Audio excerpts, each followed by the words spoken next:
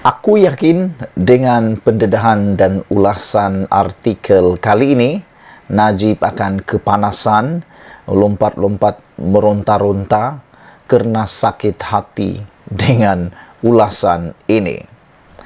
Daripada sabudin.com, ini namanya banduan tak sedar diri. Berikutan permohonan Najib Razak untuk menghadiri sidang parlimen ditolak oleh Jabatan Penjara. Peguam bekas Perdana Menteri telah menulis surat rayuan kepada Menteri Dalam Negeri Hamzah Zainuddin bagi memohon pertimbangan selanjutnya. Peguam Najib itu, iaitu Safi Abdullah, dipetik memberi tempoh sehingga jam 12 tengah hari tadi untuk Hamzah Zainuddin memberi jawapan kepada rayuan tersebut. Wow, betapa mulia dan betapa agungnya Najib, betapa tingginya Najib, betapa elitnya Najib, kayangannya Najib ya. Sehingga kan begitu sibuknya Hamzah Zainuddin terpaksa perlu menjawab Najib dalam masa sehingga jam 12 tengah hari tadi. Sedangkan Najib kini sah banduan. Bayangkan hebatnya Najib boleh memberi kata dua kepada Hamzah Zainuddin yang adalah Menteri Dalam Negeri Malaysia. Bayangkan, Menteri Dalam Negeri boleh diberi kata dua oleh seorang banduan. Diberi sehingga jam 12 tengah hari untuk memberi jawapan kepada rayuan tersebut. Dan menjadi hairan apabila sekiranya tidak mendapat jawapan tersebut, beliau berkata, iaitu Peguam Najib berkata, tindakan undang-undang akan difailkan bagi membolehkan Najib hadir ke parlimen. Kegilaan apakah ini? Kegilaan apakah ini? Kegilaan apakah ini?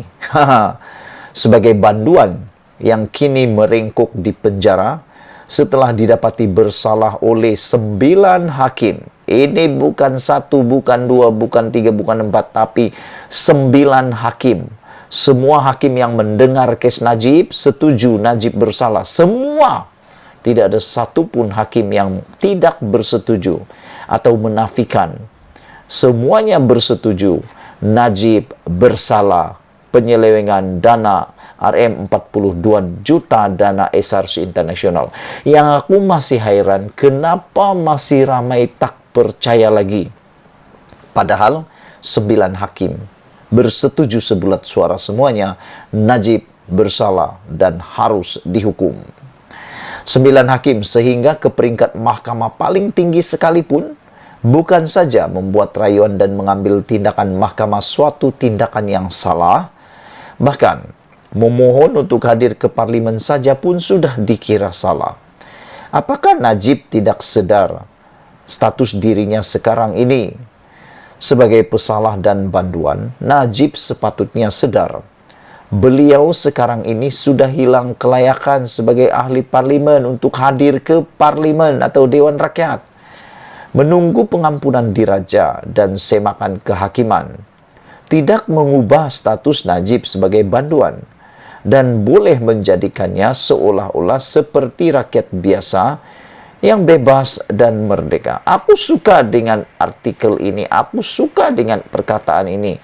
Tolong share video ini supaya orang tahu bahwa menunggu pengampunan diraja dan semakan kehakiman tidak mengubah status Najib sebagai banduan dan tidak juga menjadikan Najib boleh seolah-olah seperti rakyat biasa yang bebas dan merdeka. Beliau hanya boleh hadir ke mahkamah untuk kes perbicaraan saja. Itu pun dengan kawalan keselamatan oleh pihak penjara. Kematian ahli keluarga, acara pengkebumian dan pelbagai kecemasan lain pun tidak boleh dihadiri oleh banduan, melainkan yang kritikal seperti ibu, bapa, istri, dan itu pun melalui pertimbangan yang khusus, serta tidak semestinya semua banduan wajib diberi pelepasan. Dalam konteks Najib, apakah hadir ke parlimen sesuatu yang sangat penting bagi beliau? sehingga perlu membuat permohonan, kemudian mengemukakan rayuan setelah ia ditolak, dan seterusnya ingin mengambil tindakan undang-undang pula. Kegilaan apakah ini? Apa yang Najib mahu tunjukkan kepada rakyat dan dunia dengan tindakannya? Harus diingat, apa sahaja yang Najib buat sekarang diperhatikan dunia. Apakah juga kehadirannya ke parlimen selama ini 100%, sehingga terasa amat bersalah tidak dapat menghadirinya kali ini. Ini lucu. Karena sebelum ini, Najib yang sebelum jadi banduan pun tidak juga 100% hadir pada Dewan Parlimen, semasa Dewan Parlimen. Tapi kali ini pula ia sangat nak hadir Dewan Parlimen, Dewan Rakyat. Padahal selama ini tak pula 100%. Dan kali ini pula sampai nak ambil tindakan undang-undang pula. Kalau begitu, apakah semua banduan lain juga boleh membuat permohonan yang sama? Misalnya untuk hadir ke majlis anak menerima ijazah, bapa saudara kahwin baru, dan majlis sukan anak misalnya.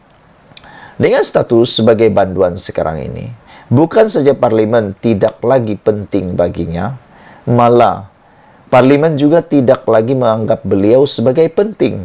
Ingat itu, tolonglah Najib, sedarlah sikit, sedarlah diri sikit. Jadi banduan pula bukan kerana kesalahan kecil yang seperti dilakukan oleh Najib ini. Najib melakukan kesalahan besar, bukan seperti mencuri telur ayam dan seumpamanya. Tetapi kerana kesalahan yang membuatkan negara kita Malaysia malu di mata dunia.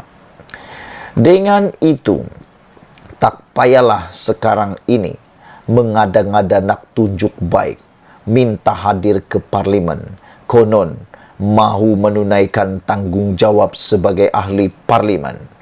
Segala-galanya sudah tiada erti lagi Najib bosku, duduk diam-diam di penjara dan bermuhasabahlah atas kesalahan masa lalu.